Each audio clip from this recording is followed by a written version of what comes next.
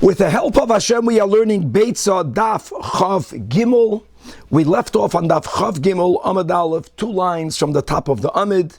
We are continuing to learn regarding the prohibition of Moilid Reicha, creating a fragrance like we spoke on last year. The Masechta began with a concept called Noilad, something just born, therefore Muktzah. We're learning about something completely different, creating something new, like Rashi says, is like it's Korev Lo'oise Melacha Chadasha. And it's amazing that we are viewing creating a fragrance in something that you don't even care that much about it having a fragrance. Like if you were to put incense on top of hot earthenware, therefore you're not extinguishing coals, but the problem is that you are imbuing in that piece of shard, in that cheres, a fragrance which is something that is karev l'melacha, like Rashi writes, and therefore prohibited. Now we're going to continue to learn yet another Mishnah that's going to list 3 acts that were permitted, not here by Rabban Gamliel, but by the Tanach Rabbi Elazar ben Azariah, in contrast to his colleagues that prohibited. We'll see what they are. We're going to have a 3-way machlokes regarding combing the hide or the skin of the animal while the animal is alive. They used to use either metal combs whose teeth were smaller, higher chance that you would make the animal bleed, versus combing an animal with wooden combs whose teeth are thicker and there were more space between one tooth and the other, lowering the chances for making the animal bleed. And this is going to lead us into the bigger machlokes between Rabbi Yehuda and Rab Shimon regarding the davar she'ein meschaven, when there's something that's unintended, whether a davar she'ein meschaven is completely permitted, keshitas Rab Shimon, whether something that's unintended is prohibited on a rabbinic level, keshitas Rab Yehuda. We will be learning about using a pepper grinder to grind peppers on Yom Tiv. And interestingly, when we go from the act of melacha, toichen, food preparation that perhaps could have been done prior to Yom Tiv or not, we're going to then go off a little bit on a tangent, and we're going to speak about laws of Tuma and Tara regarding a pepper grinder. Obviously, something that's considered a keli, a receptacle, something that is usable, is susceptible to becoming tamei if some source of tuma conveyed tuma to it. But what happens normally if a receptacle or if a keli breaks and now it's only parts? Normally, each part on its own cannot become tamei, even if it had contact with a source of tuma. But a pepper grinder, the Mishnah is going to speak about the pepper grinder. It's made out of 3 parts, and each one of its 3 parts is viewed as a keli by itself as far as the laws of Tuma and Tara are concerned. We will also continue to learn other dinim regarding Tuma and Tara when it comes to this wagon that little children used to use to play with, that sometimes they would lean on it or sometimes they would sit on it. So is it made to be sat upon? Can it be mekabel tumas midras? Is it considered a keli? And various other such dinim. And if we'll have time in this year, we will start the 3rd chapter, the chapter of trapping animals, the chapter of trapping fish, which will be this broader discussion. From what point onwards are we allowed to say, it's for food preparation, so Yom Tiv, I don't care if you're violating one malacha or various malachas. But then there is a point where maybe because you could have done it before, and whereas we're going to quote a machlokes Rashi Tosfos, other approaches, that there is a certain point where we say it's so far removed from the actual food that you will eat, even though it is to prepare food, it may not be done on Yom Tiv. And as we will see, that will include the prohibition of trapping, that we may not trap, not even on Yom Tiv, even if we're trapping something that we plan to eat on Yom Tiv proper, and a lot more. So again, let us start on Chav Gimel Amud Aleph. 2nd line, at the end of the line, at the top of the Amud, there was just also another detailed review. We were speaking about whether one is allowed to smoke fruit. So the problem with smoking fruit is that when they would put incense on the coals, it would both extinguish the coals, it would also ignite the incense. So you have 2 malachas, plus the concept of moiled reicha.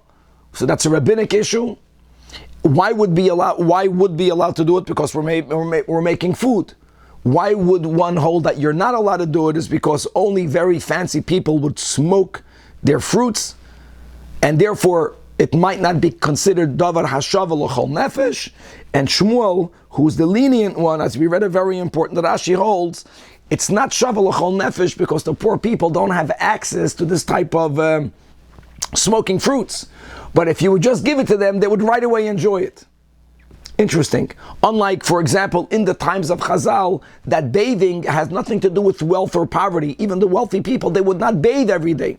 So bathing is not shava l'chol nefesh. It's not common to say, you can heat up water to bathe. No, people didn't bathe then every day.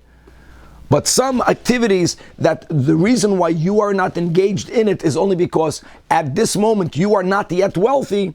According to Shmuel, it's called shava l'chol nefesh. Give the person a few dollars and right away he'll get accustomed to that type of here eating smoked fruits. Okay. Baruch atah Adonai Eloheinu melech haolam b'shar kol yom v'dvarim. Says the Gemara, Rabba and Rabbi Yosef the Amri Tarvayu sechufei kasa ashiroi. Inverting a fragrant cup on silk garments. Again, that was also a certain technique that they would somehow imbue in the garment a good fragrance. The Yom Tova, it's asr. Now here they're not extinguishing anything, they're not igniting anything, so the problem here is not of a biblical nature. The problem here is my tama mishum the komoyle dreicha. Here it's not even shavuot. We're not speaking about oichel nefesh, but we're just giving another example where creating a fragrance in a garment is something that one may not do. It's a very important halacha l'maisa, and we're not paskening from these gemaras. But for example, putting something that smells proper on your body versus something that you put inside a garment, certainly more problematic when you put it on the garment because it stays in the garment.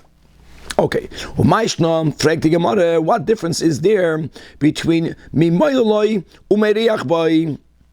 A person commonly would take fragrant wood and they would roll it in between their fingers, and when they would roll it, they would bring out the fragrance of the wood even more, and it would go into their fingers, or you would just create a smell. Or similarly, sometimes they would take a piece of branch that's already disconnected from the ground, obviously, as we'll see, and then they would clip off its tips, the koitmai, and when you clip the tip off of fragrant branch, the fragrance comes out even stronger, and people would do these practices on Yom Tiv. We are saying there's a concept of creating a fragrance, moiled reach. Why is that not asar at least midrabanan? Answers the Gemara, Hassan over there, reicha mia isa. There was already something that smelled well. All you are doing is you are adding to it. You are stimulating for the scent to become stronger. So va'oisufo hu dekomoisef. Let's say you are only enhancing. Enhancing is 100% okay. But hacha over here, since you are oilidoi or oiludei hu dekomoile dreicha, you are creating something that was not there before. So again, just reading the words in Rashi, 3-4 lines from the top of the Amid, karev hu la'oisim alacha chadasha. Weiter. Rava Amar. Now Rava is going back both to what Rabba and Rav Yehuda said before, right? That you may not burn incense in order to smoke fruit, because we don't say that it's shava l'chol nefesh, and you are extinguishing, and you are igniting, and you are creating a fragrance. So Rava says that al gabe gacheles nami mutar. Not only can you do it on a cheres, where the problem might only be a midrabanan moiled recha, but you can even do it on top of coals. Okay. Why? Mide dahave abisra agumre. So first of all, obviously, Rava ascribes to Shita Shmuel, it's shava l'chol nefesh. If only wealthy people have smoked fruit, that's because the poor people don't have access to it. But it's something that everyone would enjoy and everyone would engage in. You're creating a fragrance, so what? He gives a great example. If you are going to barbecue meat on coals, and let's go with the premise that meat has a good fragrance, smells like meat, doesn't some of the fragrance of the meat drip down and go into the coals? Yes, it does. So what? In other words, any act of food preparation, if on the way of doing it, you're going to end up imbuing something with a fragrance, you can violate malachis to make food. As long as it's oichel nefesh, you are allowed to do it. So why would this be different? And indeed, Darash Rab Gevia, mi Bei Kasel, he expounded on the door of the Beit Galusa, and he said that ketura, whatever ketura means, is permitted on Yom Tov. And no one knew what ketura meant. So Amalei Ameimar, what does he mean by ketura? If he meant to say ketura biyodei, ketura means some sort of pressing pleats onto sleeves, on garments, on Yom Tov, that's Maisa Umanu. Any act which is called a craftsman's activity, something that a commoner would not even know how to do, that in itself was usher to do on Yom Tov. He couldn't have meant that. And if ketura comes from ketoidas, ila ashein, right, smoking produce or smoking fruits, so then it should be usher. Well, how can he say it's permitted? Again, because the hakam MERCAVA, right? He's when you put the incense on the coals, that part of the coal becomes extinguished. Plus, it means, and you are igniting that, and you're moiled reicha. So Amalei Ravashi, he meant exactly la'ashen, and he's passing like we just learned to Rava, mida dahava bisra gumrei. The moment you accept that this is called shava l'chol nefesh, whether most people actually eat smoked produce or not, the lack of eating is only because they're poor. But if they would be wealthy, everyone would eat it. Then yes, preparing it is allowed to be done. It's oichel nefesh, that's mutter for yantiv. Ikado amri amalei ameimar, my ketura, I ketura biyodi maisa umanu. Any maisa uman is prohibited. And ila ashen, the problem is moile dreicha, weiter. So he didn't speak about the MERCAVA, but moile dreicha, the rabbinic, and the same answer. Amar Ravashi, ano amrita nehilei, umishmei de gavra rabba amrita nehilei, that he meant la'olam la'ashen, and there's no problem being moile dreicha, like we just learned now from Rava. Mida dahava, the greatest example will be that we are allowed to broil meat on top of coals, even though the smell, the scent, the fragrance of the meat goes into the coals. Now it's fragrant coals. I don't care.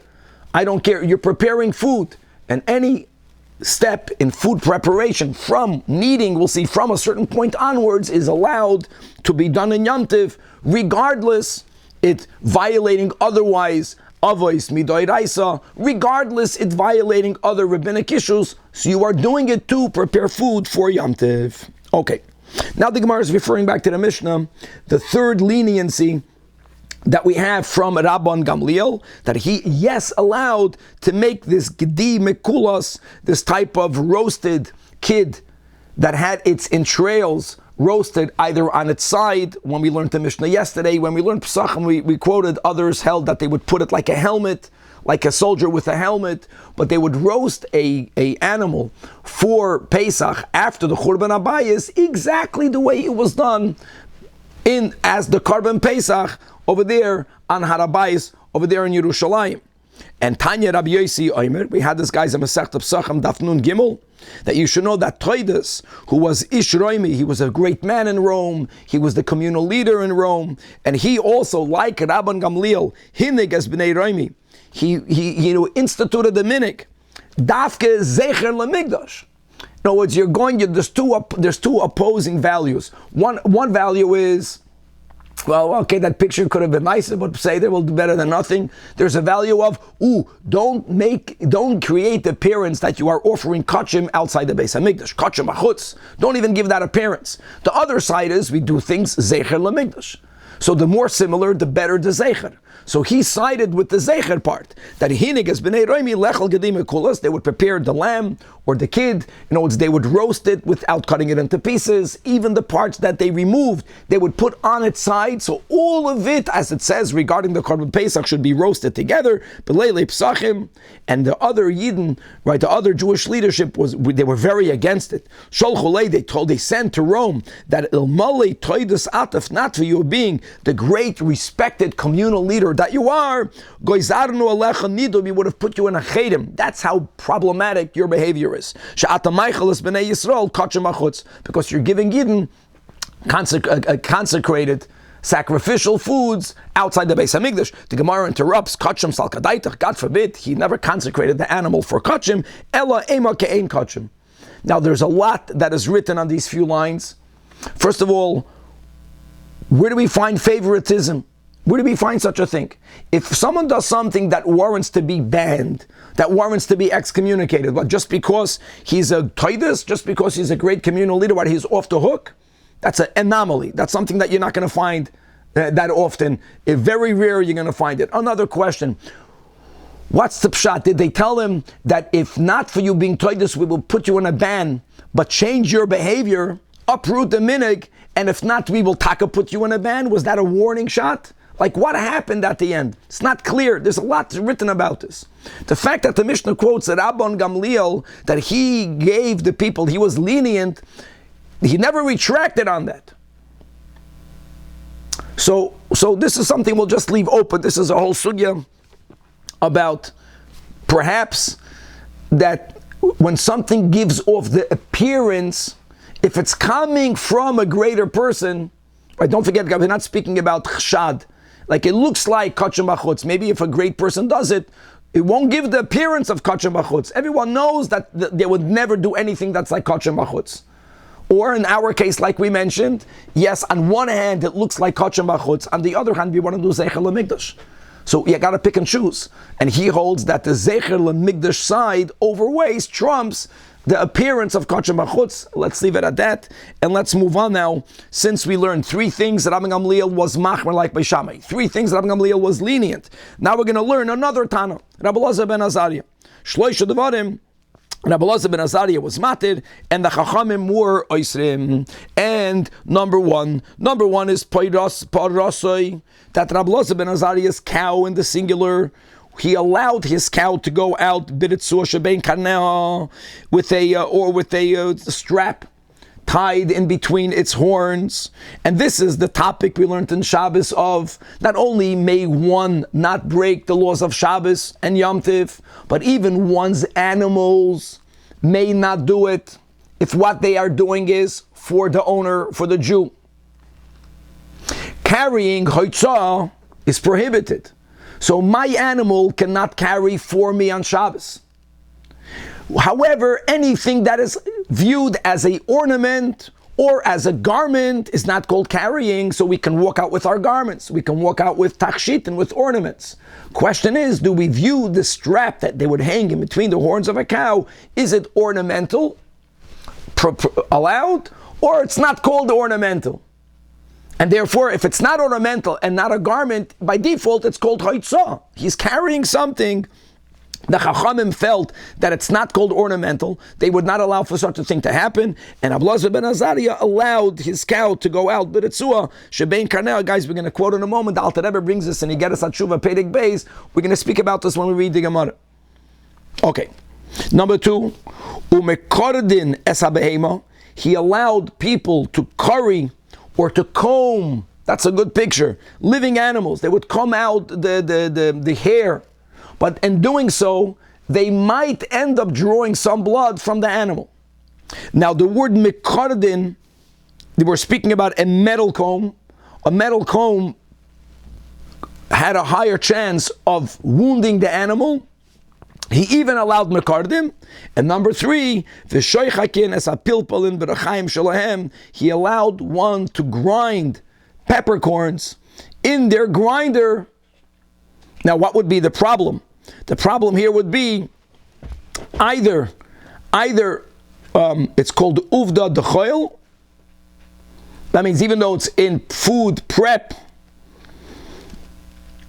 but it's a weekly activity to do it with the tool that was made for the grinding, or the problem is that for some reason toichen, grinding, is not included in the heter of oichel nefesh. Like we mentioned, oichel nefesh will begin only from a certain point onwards. No one is going to say that you can harvest stuff on Yom Tif. No, that's already too far removed from you eating it. And if the issue of the Chachamim will be because Toichen is not included in the Heter of Oichel Nefesh, then the Chachamim will hold that doing so is an Isur D'Oraisa. If the problem is no Toichen is allowed, it's only that it's Uvda D'Choil to use your normal grinder, then it's going to Uvda D'Choil as an Isur D'Rabbanan. But Rabbi Elazar ben Azariah felt not D'Oraisa nor D'Rabbanan. Now, Rabbi Yehuda... Was that picture that we just had up, the grinders that the Gemara is referring to, that looks like a modern grinder? And parts could break, and you might come to fix it. Let's leave the parts in a moment, Samach. Now, also, I just want to add to one thing about the parts. That remember we learned last year, the menorah that came apart, and putting it back together. Just to know that according to the Ramban and to Tosfos, as long as it didn't break, it just came apart, ain't binyan bekalim, l'kula alma. Wouldn't be a problem. Okay, let's go back over here. Rabbi Yehuda Omer. Isn't the requirement is that it can't, if it's made before Yom Tov and it doesn't deteriorate, then you're not allowed to do it. We're going to get to that. You can't grind the wheat, right? Correct. But when it comes to peppers, you could, because as time, we're going to learn about this in a moment. Because it's much fresher if you do it right away. That's why many of the Rishonim learned that the Chachamim don't aser toichen. Toichen is oichel nefesh, but there's doing it in a small amount, not using a professional keli. Then it's not even uvda d'choil, but doing something that appears very mundane-like is a issue that Rabbanan. Also, if you do it in advance, it loses the potency. That's why most of the Rishonim hold that you can't say that Chachamim consider this a Isser D'Oraisa. That's called Oichel Nefesh. Correct. I mean, the Rashi. We're gonna learn. We're gonna repeat this today on Daf Chav Gimel Amud Beis in the beginning of the third Perek about why can't you trap. That's where we have clearly Rashi. Rashi says what you're saying, that any activity that if you would have done it before, it would have been not as good for Yom Tov, is allowed to be done on Yom Tov. And that certainly will include grinding peppers, spices. Okay. Rabbi Yehuda Omer, I disagree with Rabbi Elazar ben Azariah. May not use a metal comb. Why is that? And I know, my friends, this is not your intent, but this is a classical, even though it's not your intention. Rabbi Yehuda says it's asur, takanat chayev but asur. But however, mekartzefin, you can use a wooden comb whose teeth are thicker, whose space in between the teeth are wider. Yeah, these are good pictures. So therefore, it won't wound. Now, does it mean it will never wound the animal? No, it means that it's already considered such a far-fetched possibility that even Rabbi Yehuda will allow. And the Chachamim are interesting, a third sheet that they hold, that not only ein mekardin, but afloi mekartzefin. And the question will be why, and the Gemara will explain these shitas. Okay, so let's begin. We're not concerned about pulling out hair. No. Interesting. In other words, pulling out here is also a problem, but that was something probably less likely. Evidently, the animal and the hair on the animal's back is a lot tighter connected than the hair in our heads. If there's anything left to begin with, interesting. Okay, says the Gemara, Lememra, you're telling me that Rabbi Elazar ben Azariah had the para havile. If the Mishnah speaks about he allowed his cow in the singular to walk out with this type of strap. What he was one, if he allowed, Rabbi Elazar ben Azariah was very wealthy, then there would have been many cows.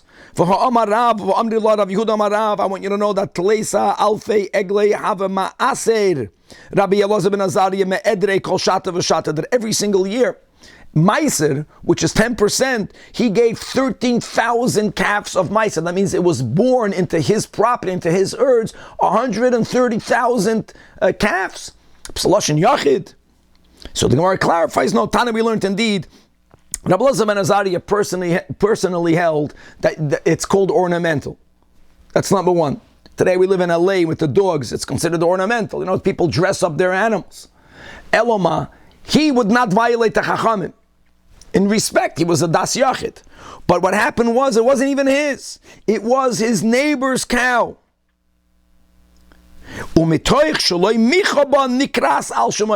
He did not protest to his neighbor, which is such a difficult mitzvah of protesting, as the Alter Rebbe defines it in Tanya. You have to know to whom to protest, and you have to know how to protest. Had the Rabbi Elazar ben Azariah personally held like the Chachamim that it's asur, he would have protested in a smart, nice way. He only did not protest the neighbor because he felt that really it's not a problem.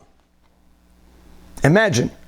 So first of all, you didn't protest. It's your activity. You did it. It was your cow, and that's the whole word of the Alter Rebbe. He emphasizes this Gemara that he later did a tshuva, not the basic tshuva, but the complete tshuva that includes fasting. That his teeth became blackened, right? And what's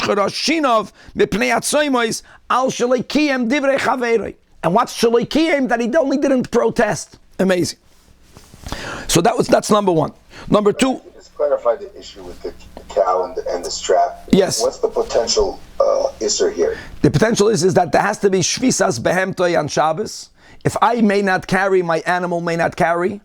Now we learned in Shabbos that my animal. Shabbos not Yom Tov? I can carry on Yom Tov, so my animal can carry on Yom Tov. Who said that?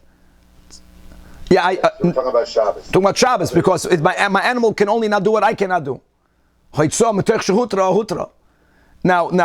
Now the question is, do we dress up an animal? Do you put ornaments on an animal? Rabbi Elazar ben Azariah held, yeah, it's ornamental. We can relate to that here, and it's a cultural thing. And the Chachamim for animals are behema, what ornamental? Anything on the animal is carrying. Okay, the next thing is about combing animals, or currying animals. So the Rabbi Elazar ben Azariah, the most lenient opinion, held that you could be meraked as a baby beyond. And Tanach Rabbanan, what's called kerud and what's called kirtzuf. No, what's kerud is allowed only according to Rabbi Elazar ben Azariah. At least according to Rabbi Yehuda, opinion number 2, you can't do kerud, you can do kirtzuf. Remember that? That was the wood. And then the Chachamim hold you can do nothing. Can't comb at all.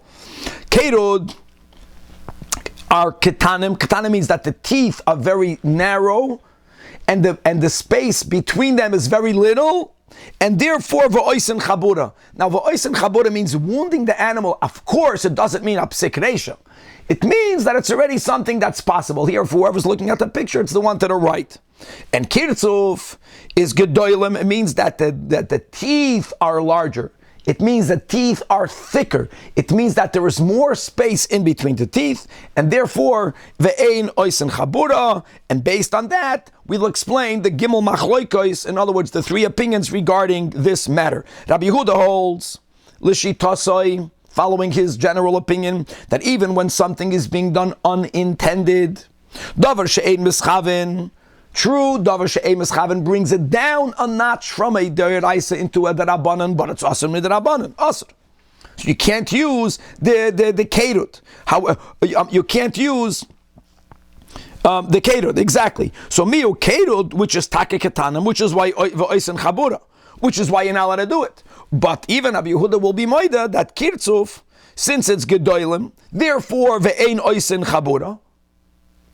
And what's the chiddush? The chiddush is ve'ein gozrin and kirtzuf atu kerut. We are not afraid that you'll confuse one with the other. So that's why he allowed one and not the other. And now you understand the Rabbanan, the third sheet in our Mishnah, the Rabbanan Savri, Nami, first of all, they hold like Rabbi Yehuda. That, davar she'ein mischaven is asur, the last narrow line, and therefore, v'gozrin and kirtzuf atu kerut. The Rabbi Elazar ben Azariah, he says you are even allowed to use this thin comb. Why is that? Now we get it. Because he holds like Reb Shimon that says davar she'ein mischaven is muter, ubemeila, ubein kerud, ubein kirtzuf is shari. Amarav Nachman. In the name of Shmuel, or it was not in the name of Shmuel, but just going back, right, in the name of Rav Nachman, that halacha kirab Shimon. And the first initial version is, why is he paskening like Rab Shimon? Shaharei Rabbi Elazar ben Azariah moidaloi. Because now that we explained this, leniency is based on him backing up Rab Shimon. Ooh, Rabbi Elazar ben Azariah, therefore we're going to pasken like Rab Shimon. That didn't make sense. Amalei Ravam to Rav Nachman, whether Rav Nachman quoted Shmuel, whether Rav Nachman quoted it by for himself. I don't understand. You're paskening like Rab Shimon because Rabbi Elazar ben Azariah paskens like Rab Shimon? No. Pasken like Rabbi Yehuda because the Chachamim are moidim loi. Right? We're not saying to take one against the other. We're taking the Yachad v'Rabba Malachi Kerabim. So he clarified what he meant. Amalei Anak Rab Shimon Sviralei. Not because of Rabbi Elazar ben Azariah. I bechlal pasken like Rab Shimon. He's not explaining why. And now since I pasken like Rab Shimon, now I found another Tana that holds like him. That's already a good thing. So at least it's not one against all. Now it's another one. And v'oid shaharei Rabbi Elazar ben Azariah moidaloi. Now once you already side with Rab Shimon, even though you know that the Chachamim side with Rabbi Yehuda, but now it's good to find out that you have another Tana, not just another Tana. As we know from Masechta Brachas, he became the head of the Sanhedrin. That Rabbi Elazar ben Azariah sides with Rab Shimon. Guys, I want you to know that we actually pasken like Rab Shimon. We actually pasken leniently. That davar she'ein mischaven is completely muter. Yes. Quick question. Back to the strap. Is that talking about Yom Tov for Shabbos? Tzvika speaking about Shabbos, because the issue of the strap is carrying, and the problem of an animal doing something is only if what the animal is doing is something that I may not do. Anything that a person is allowed to do, that person's animal is also allowed to do. On Yom Tov, I'm allowed to carry, so my animal is allowed to carry. On Shabbos, I'm not allowed to carry, so my animal is not allowed to carry. But the Mishnah clearly says, no, look inside Tzvika. Look inside the first Rashi in the Mishnah. Look inside the first Rashi. Parasa yoitza b'Shabbos. And l'noi. In other words, guys, this is such a relevant topic, and that is, how do we view dressing up animals? I think it's a cultural thing. Here in Los Angeles, you people who will go here, you'll laugh until you get used to it. You stop laughing. You know, it's people dress up their animals. And it's tachshit, it's a malbush. And if you don't come from such a culture, then anything you put on an animal, what are you doing? It's carrying. It's not called ornamental. Okay. Rabbi, question? Yes. When you said that we costume like Reb Shimon, did you mean Dafka on Yom Tov or also on Shabbos? We paskin for sure on Shabbos. The only big question is, Yaakov, that's a bigger topic, but I hope we spoke this out when we learned Shabbos, is that by Shabbos and Yom Tov, to a certain degree, there's something called Meleches Machsheves. That only Meleches Machsheves Asru Torah. That's the key word. And therefore, if it's Ein Mischaven, and therefore you can say it's not Meleches Machsheves, it's a lot easier to side like Rab Shimon. We know that the machloikas between Rab Shimon and Rabbi Yehuda isn't only related to Shabbos and Yom Tov. The concept of Dover She'ein Mischaven is a Shas topic. So there are many poskim that say that we only paskin like Rab Shimon for Shabbos and Yom Tov because Meleches Machsheves, there's no Meleches Machsheves. But regarding other areas, you'll find in halacha others who opine like Rabbi Yehuda. But yes, for Shabbos, dafka. Daf Chav Gimel Amud Beis, and now we're going to go until the end of the Perek. So we spoke about Toichen. Now here again, we just spoke about Bekitzer. Let's go with the approach that it's Uvda the Choil. But since we spoke about a pepper grinder, you know how amazing it is. Today over here in my kitchen, many peppers you buy, the thing itself is already a grinder. That's a new world, right? You buy a little plastic thing that you throw out in America, and you take off the cap and you grind it while you make it. So let's speak about a pepper grinder. Says the Mishnah, Harachayim shall pilpilin, that a pepper grinder, even a pepper grinder that is a wooden utensil, nevertheless, Temeya mishum shloisha kalim. That's a very big statement. It's tummy because of 3 kalim, meaning that a typical pepper grinder in the times of the Mishnah and the Gemara was comprised of 3 parts. Even if it's dismantled, each part on its own is viewed like a keli. And therefore, if the source of tumah touches either one of the 3, it will acquire a tumah, which is an anomaly, because normally it can become tamei. But the moment this breaks, it's no longer a keli. Not only can it not acquire a tumah, in many cases it loses its tumah.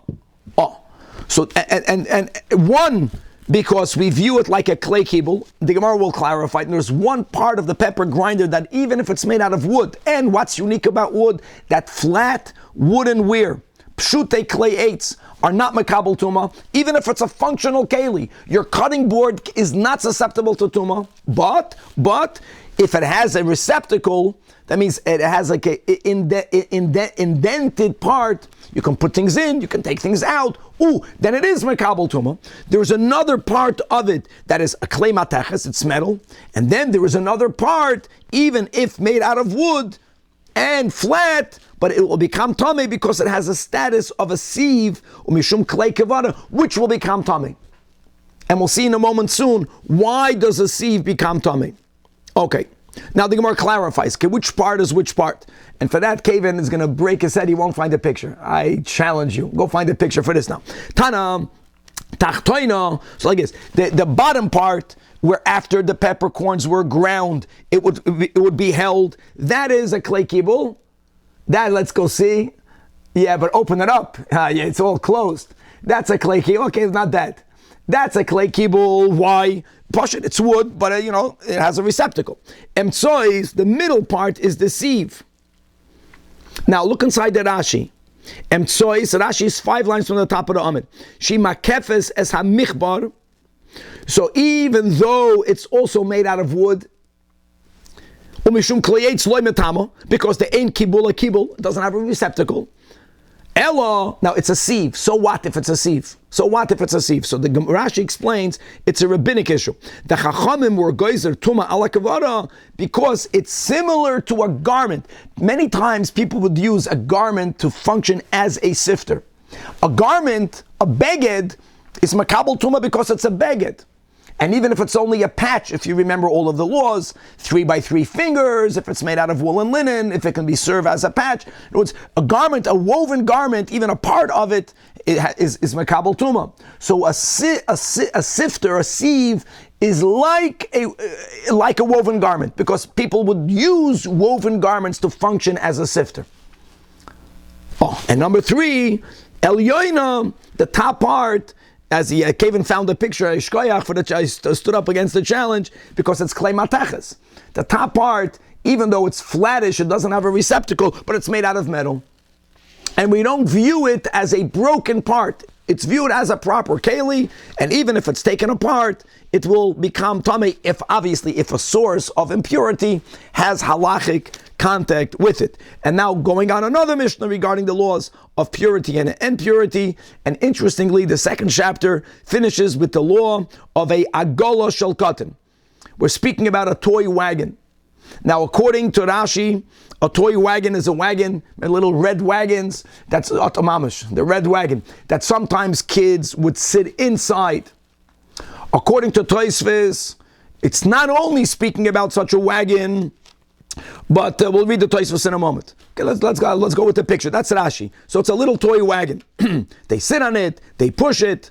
So here, number 1, if someone who, let's say, is a zav, who if he or a zava, she, will sit upon something that was meant to be sat upon, or if they would lay upon something that was made to be laid upon, they convey tuma on this very stringent level of Midrash. Midrash means that normally when A conveys tuma to B is tamei on one level lower, on one notch lower. So if you're an av, you can the next contact, the one that you touch, will become a rishon. The rishon will make certain things into a sheni. Midrash is so chamur that even though the zav is an av, the wagon will become an av. Now, what will be the chiddush? The chiddush is, according to Rashi, is because even though that only it's made for children, doesn't matter, but it was made also to be sat upon. So even if an adult will sit on it, it's not meant to hold the adult, it will become tamei on the level of midrash, it will become an av. The Tosfos, let's right away read inside the last Tosfos in the Perek. Shall cotton perish akontrish cotton yoshev b'teicha. But Tosfos says if that's the case, if we're speaking about the picture of the red wagon, loy nehira, because the ma'ika mashmalon, that's no novelty pshita. It's made to be sat upon. Therefore, lochi niroli. Let's see if there's a picture for Tosfos. No, there's no picture for Tosfos. The hainu kli she'oisen liktanam le'islam lahaloich. At the times when they thought that it's important to help children learn how to walk. Today, many people say, never do that. Let the child learn on his own. Fakert, if a child is not ready to walk on his own, if you're going to start helping him too much to walk, those walkers, then you're taking away a very important step of the child. But anyway, this is they used to make kalim until today for the unlearned people. You have kalim that teach your kids how to walk. They can't walk yet. You put them into this round thing and they run around. And actually, they don't sit on it. They only held on to it. So they only leaned on it. No, even an infant never sat on it. That's what Tosfos says.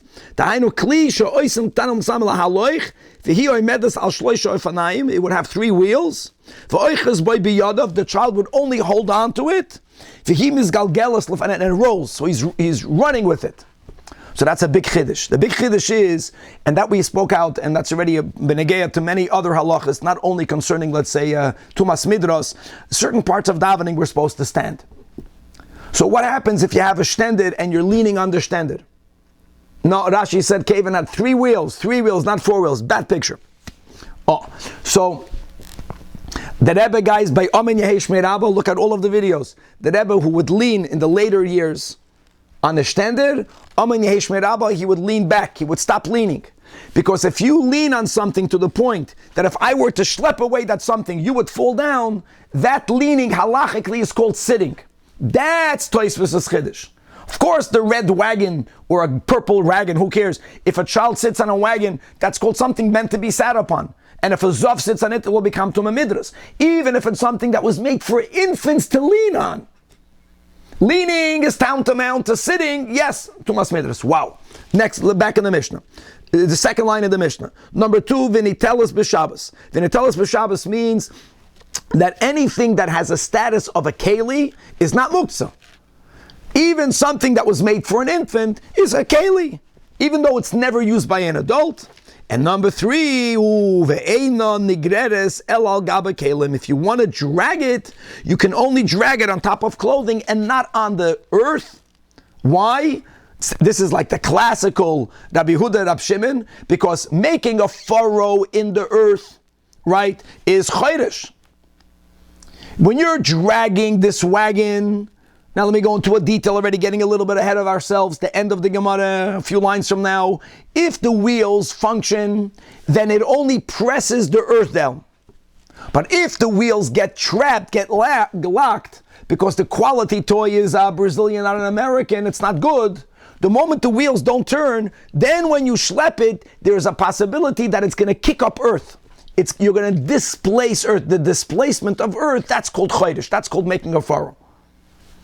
So the third din in the Mishnah is that you may not drag it on the ground, on the earth. If you want to schlep it, make sure that in those days everyone had earth floors. So they would sometimes, in certain areas of the homes, they would put clothing on top of it. Or like we just learned, that sometimes you're not allowed to sweep, so they would put sheets on the ground and then they would take away the sheets once the people came to eat.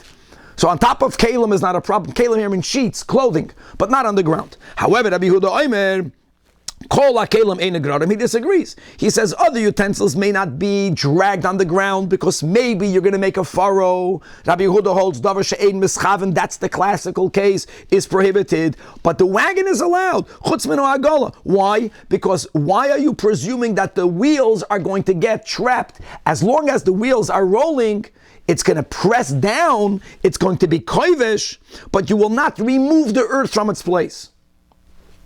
But this Tanakama is more machmir than Rabbi Yehuda. That's the problem. The Gemara is going to ask that question. It doesn't make sense. The Tanakama cannot be like the stira. Tanakama cannot be Rab Shimon. The Gemara is going to ask that question. Okay, says the Gemara. Agola shel katan tamei midras. Why? The ha samich ilave. Now these words fits latois was perfect. Samich means because since children lean on it, leaning is tantamount to sitting. That's the chiddush.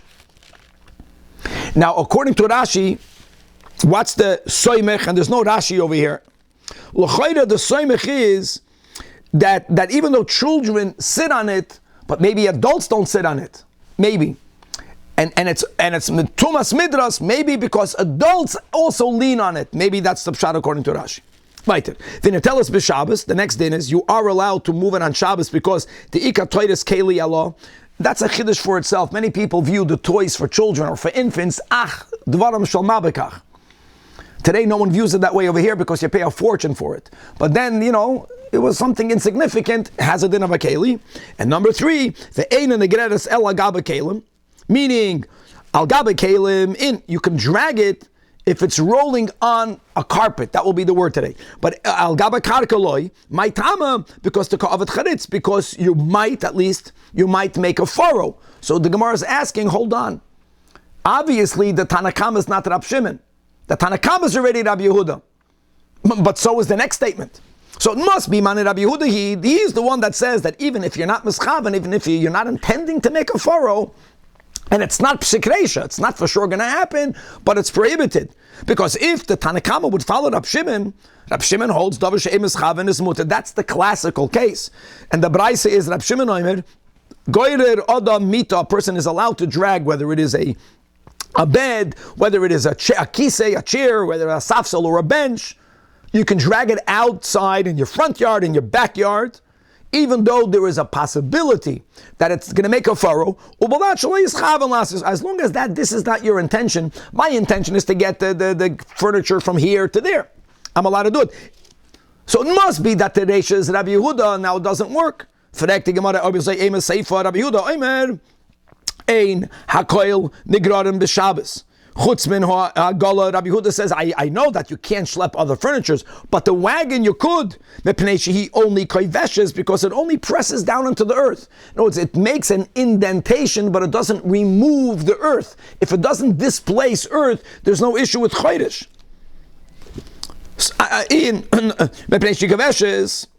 In other words, koiveshes in avol charetz lo yavda. It's clearly, it's Rabbi Yehuda. So who's the Tanach? Answers the Gemara that there is a machloikes tanoim what Rabbi Yehuda holds regarding wheels. And there are two versions what Rabbi Yehuda holds. Trei tanoim with Rabbi Yehuda. And like we already spoke out to Rashi, in other words, when you have a piece of furniture that is unwheeled, over there, if the weight is somehow going to make an indentation in the earth, it won't only indent it or press down into it, there it's going to displace the earth. That is called making a furrow. It's not your intention, but davar she'ein mischaven, according to Rabbi Yehuda, is asur midrabanan. Wheels, if the wheels are working, they will not displace earth. Even though they'll press into it, no one holds that's called a chodesh. The question is, are we concerned that the toy was made in China? Depends where it was made. Maybe the wheel will get stuck. It's a kid's toy. Therefore, and if it's going to get stuck, then it's going to make a chodesh. So how far do you go? Don't forget that davar she'ein mischaven to begin with is only a midrabanan, right? So gzeira l'gzeira. We had this already in Amar Aleph today. Here, so there's one Tana that goes ad kadei kach. And the second one holds that we're not choishish if the wheels are stuck. Don't use it, take. But if they're not stuck, then you are allowed to use that wagon. And with that we say, Hadron Allah Yom Tov. We'll come back to you, Yom Tov, and God willing, we are starting the third chapter. We have enough time. Let us at least open up the third Perek. So here we go, Chevra. Every line in this Mishnah is super important. Number one, says the Mishnah, Ein sodin dagim min habibarim. One may not trap fish from ponds on Yom Tov. Yom Tov. Says Rashi, Ein sodin dagim falgav de shchita, even though that's shechting an animal, which is otherwise an av malacha. Va'afiyah and baking, ubishul and cooking, which are mi'avos malachi, saying, nevertheless, as it says explicitly in Parshas Boi, v'hutru l'tzoyrich Yom Tov, because you're making food. Says Rashi, Tama mishum di'i efsher me'erev Yom Tov. The reason why you are allowed to do shchita, afiyah and bishul is because if you would do this yesterday, it would not be as fresh. The shchita, if you would shecht an animal yesterday, maybe the meat will start to become, getting unfresh. Pen yischamim, even worse, it might even start getting ruined. Avol tseida, but when it comes to trapping, you could have trapped it yesterday, but it means before Yom Tov. And let's go to the fish, because the Mishnah is speaking here about fish. And v'yenachenu b'metzuda soy b'mayim, and leave it in its trap. Leave it in the trap, in the water. In other words, since you could have done this act before, it would have been just as fresh, and leaving it in the water meant that the fish would not die yesterday. Ulamachar on Yom Tov, you can take it. So you're not justified in doing it on Yom Tov. That is Shitas Rashi. Now, by the way, what we are seeing clearly is that if something is already trapped, removing it here from the water, removing it from the trap is not a problem. It's already trapped. There's no double trapping. Now look inside the top, the first Tosfos in the Perek. Ein sodom dogim in abibarim. Perish Rashi, the Afal Gav the Oichel Nefesh Mutter, Hainu Davke Kegoin Bishul, Va'afia V'Shchita, because the E Efsher Me'erev Yomtiv. Why? Rashi gives, Tosfos gives other examples that Rashi doesn't write over here, but Rashi wrote elsewhere. Here, Rashi here spoke about Shchita, killing the animal, shechting the animal, or taking the fish out. Here Tosfos brings from Rashi about baking bread, because the Yoiser Toiv Pas Chama, it's a lot nicer to have a freshly baked bread. Similarly, V'gam Bishul B'Yomtiv. And here, Shchita Shema Yasriach. Avol Seida, Efshalot Seida Me'erev Yomtiv, Inechem Amayim Sudasoi, V'lo Yamus. End of quote. So holds Rashi. Says Tosfos V'loi Nehira. This is not shining light to me. I don't agree with this. And that is like we learned Bereish Mechilton. Now I want to push it this time. So we read out a piece of the Tosfos on Daf Gimel. I know the whole Amid only has 2 Tosfos in, but we're speaking about the first Tosfos, and he writes over there. This is very important. Tosfos holds Dafka b'machshirin. When it comes to steps that we will call preliminary food preparation steps, I'll give you a great example, grinding. Why am I saying that? Because you don't eat the ground peppercorn. It's a spice that you put into the food. There is where we could differentiate. Would it be just as fresh? Would it not be just as fresh? But Tosfos holds avol ba'oichel nefesh, that which you will eat, the fish itself. Kula alma moida the afilu efshel asoisen me'erev yomtiv mutal asoisen b'yomtiv. Even if it would have been just as fresh. And Tosfos and Daf Gimel brought down a Rabbeinu Nesanel Mikinoin that quotes a Yerushalmi that writes something amazing. Where did the Torah write this dispensation that food-related activities are allowed to be done in Yom Tov? In Parshas Boy. Now, Parshas Boy is Yom Tov, but there it's about Pesach. It is there where the Torah writes, Ach asher yei ochel l'chol nefesh, etc. Hu levad yei yoseh lachem. You know what God writes right afterwards? Smichus, juxtaposition, ushmartem es hamatzois. Shmartem es hamatzois, when do you have to guard the matzahs? That it should not become chametz. When could a matzah become chametz? From kneading. So Tosfos teaches us that the whole dispensation of oichel nefesh is only milisha va'elach, only from kneading on. Kneading means, the way many word it in the modern world, is only kitchen melachas that are food related, not field melachas. And it's interesting that shchita, according to Tosfos, is considered a kitchen melacha. Not in our kitchens, but it was taka done that way. The shechet would come to your house and he would shecht your chicken in your house, and you would fleck it, and you would salt it, and you would cook it. Harvesting, it's not about fresh, according to Tosfos. Aside of the fact that if you harvest kernels, it's taka going to be just as fresh whether you harvested it yesterday or today on Yom Tov. It's because it's a field melacha. That's the key over here. Trapping an animal is called the out there melacha, oichel nefesh. It's a very big machlokes Rashi and Tosfos. There's many nafkaminas, but at least we began the Perek, and I think we should stop over here, and we'll begin in the next year. Every line in this Mishnah is huge as a mountain. So first of all, we began the third Perek, that one may not trap animals, and we already inferred from this first halacha that if something is already trapped, removing it from its trap is 100% permitted. Because you can't trap something. If it's trapped, it's trapped. If it's not trapped, then you're not allowed to do it. God willing, to be continued.